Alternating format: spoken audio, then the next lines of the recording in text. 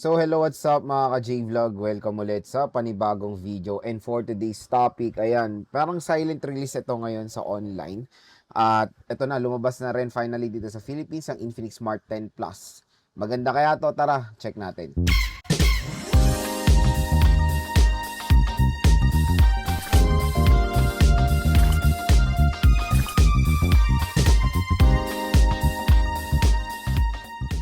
So another budget phone na naman ang ating itatakil, and this time yung bagong labas ngayon na Infinix Smart 10 Plus. To be honest, hindi ko alam na available na to.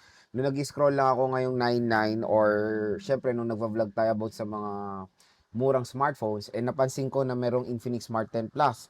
So silent release siya at available na siya ngayon sa online, at kung gusto niyo makuha to ng sobrang mura with voucher, of course, with our YouTube voucher, click nyo na lang itong view products natin dahil dito, bagsak presyo lang itong Infinix Smart 10 Plus. So, ang presyo niya mga ka-J-Vlog sa online is nasa ano siya, 4,000 plus. Pero ang SRP niya is 5,000 plus. For the 4 gig, 128 gigabytes of internal storage. So, isang variant lang din ang nakita ko dito sa online, pero ang gaganda na available colors niya. Meron tayong ruby red, meron tayong iris blue. Ito para siyang yung ultramarine ng iPhone 16. Sleek back and titanium silver. So, very interesting itong smartphone na to dahil yun nga, ito ay parang advanced version nga ng Infinix Smart 10.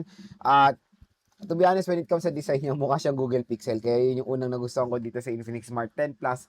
Yung kanyang camera module ay kakaiba. O parang sabihin na natin yung iPhone Air, di ba? Ganyan na sila ngayon. Horizontal na ngayon ng mga camera module ng karamihan ng smartphone brands. Pero again, when it comes sa kanyang presyo, yun nga, so online, pwede nyo ito makuha ng 4,000 pesos sarado or baka mas mababa pa. Depende na lang dito sa makuha yung voucher dito sa ating video. Kaya dito lang kayo bibili ng Infinix Smart 10 Plus. Dahil ang SRP niya is 5,000 plus, pero dito sa ating view products, mura at bagsak presyo lang itong device na to. So no worries, bumili na rin ako niyan on the way na. Pero again, sa mga bibili ngayon hanggang wala pa yung ating review unit, magbibigay na ako ng sa loobin dito sa Infinix Smart 10 Plus. Para yan, maka-generate na kayo ng voucher for discount dito sa ating video. And yun nga, syempre, explore natin yung kanyang specifications. Again, kahit wala pang unit, yan na naman tayo sa mga iba't ibang mga bashers dyan na wala daw unit, bla bla bla. Again, pwede po tayo magbigay ng saloobin. Kaya nga po, first impressions sa mga bago labas sa smartphone, kasi very familiar naman tayo sa mga specifications na sa mga iba't ibang brands. Try na natin yan. Kaya alam na natin kung sulit ba siya sa kanyang price tag. At malaking tulong din to sa mga consumers natin na bibili. Especially meron na tayong view products dito. Si Infinix Smart 10 Plus ay merong 6.67 inches IPS LCD display with the resolution of HD Plus 720p at naka 120Hz screen refresh rate siya. So as you can see, when it comes sa display, wala naman po pinagkaiba rin sa Infinix Smart 10. Sa operating system, naka Android 15 po siya with XOS 15. So yun, sa it's a Go edition pa rin. Ganyan pa naman pag mga Plus, mga Smart series talaga, naka Go edition siya. I thought dito sa Plus version, naging full Android na siya. So yun, titingnan natin talaga ng further sa ating phone comparo and review. Ano ba talaga pinagkaiba niya sa Infinix Smart 10? Kung sulit ba talaga i-purchase itong device na to. Sa processor din, Unisoc 7250 with an octa-core CPU na merong clock speed na 1.8 GHz. Sa GPU, naka Mali G57 po itong device na to. Pagdating sa camera, naka 8 megapixel po ang kanyang camera. Both yon rear at front-facing camera. Dual stereo speakers for immersive sound. At pagdating sa battery, I think ito yung pinagkaiba lang talaga or more pinagkaiba niya talaga sa Infinix Smart 10 is yung battery. Kasi dito is 6,000 mAh na removable battery, pero the sad part is 18 watt fast charging po itong device na to. So yun mga J-Vlog, nalalaman nyo na yung price specs and availability ng Infinix Smart 10 Plus. Kaya kung interested kayo dito, i-click nyo na itong view products natin para ma-redirect kayo sa bagsak presyo na device na to. Again, pag dyan kayo bumili sa ating view products, meron pong special voucher na naghihintay para sa inyo. So yun, dito tayo ngayon sa first impressions ng Infinix Smart 10 Plus. Malay natin mag-iba yung ating pananaw when it comes sa ating unboxing and hands-on. So first impression, pag-usapan natin muna unang-una yung display. So sa display niya, pareho talaga siya mga ka-J-Vlog sa display din ng Infinix Smart 10. Wala pong pinagkaiba talaga. Parehong 6.67, parehong naka-punch hole, pareho na HD Plus 720p, pareho ring naka 120Hz screen refresh rate. So again, kung ano yung nakuha natin sa Infinix Smart 10, ganun din na makikita natin sa Infinix Smart 10 Plus. Sana, ito lang yung comment ko dyan, sana nilakyan nila yung display kasi nga Plus version. So mas pinalaki na sana nila yung display nito kasi pinalaki na nila yung battery kaya tinawag siguro tong Plus. Sana in-improve nila yung screen at yung RAM. Yun yung pinaka the best sa ginawa nila sana sa Infinix Smart 10 Plus. Although when it comes sa presyo kasi, 1,000 pesos lang naman 1,000 plus lang naman ang price difference sila sa Infinix Smart 10. Kaya yun, talagang yung ibang consumers magdedepende kung ano talaga ang ipi-prefer nila na specification sa smartphone na to. So, next is yung operating system. Again, ito rin OS. Sana ginawa na lang ng full Android kasi yung capacity or yung kakayanan ng chipset ay kaya-kaya naman ng full Android, the Unisoc 7250. So, sana hindi na nila ginawa edition to. I know pag Smart Series kasi, usually talaga Go Edition yan. Pero let's hope natanggalin na nila yung Go Edition sa Smart Series kasi yung nilalagay naman nilang chipset diyan ay maganda at hindi naman po mabagal.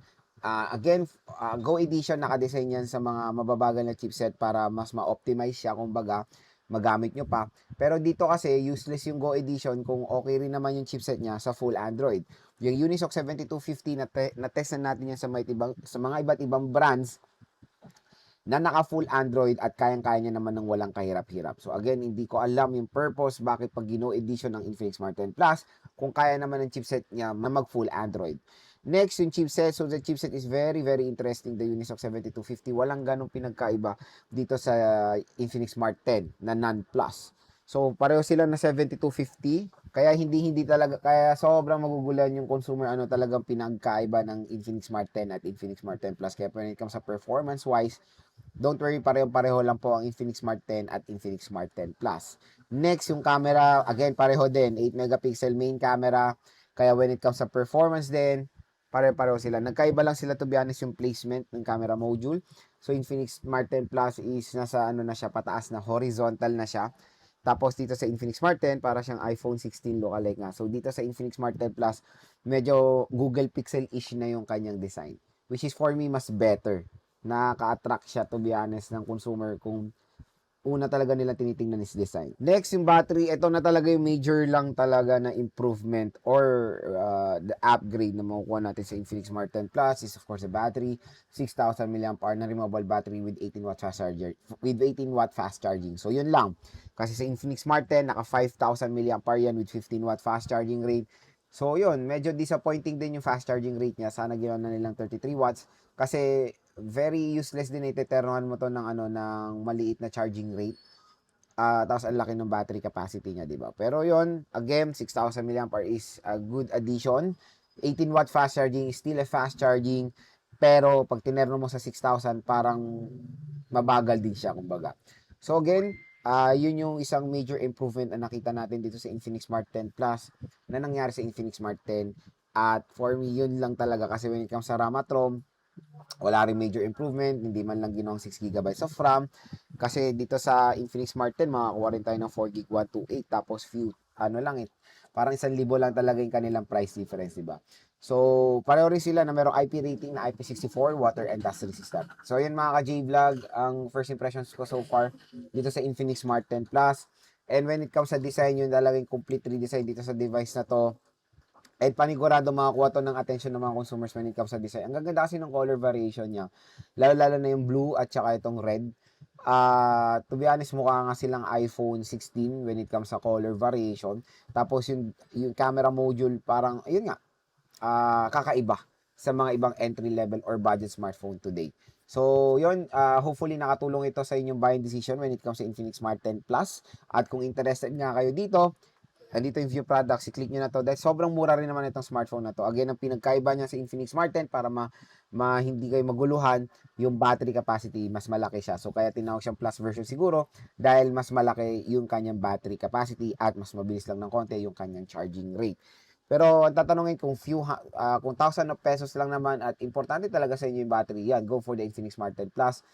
Mas better yung kanyang battery performance dito sa Infinix Smart 10. Pero syempre, sa ating full review, tatalakayin pa natin yun, observe natin yung battery niya kung legit talagang 6,000 mAh battery capacity. Pero for its price, napakasulit ng specs ng Infinix Smart 10 Plus. Kaya ano pang hinintay nyo hanggang sale pa, hanggang malapit na rin ng payday. I-click nyo na itong view products natin dahil dito sa ating view products, mura, bagsak presyo, at with voucher pa ang mga devices dito sa ating video. So, yun, another sulit smartphone na naman ang i-offer ni Infinix. At Napakaganda rin ng specs niya. No worries, hindi po mabagal itong device na 'to.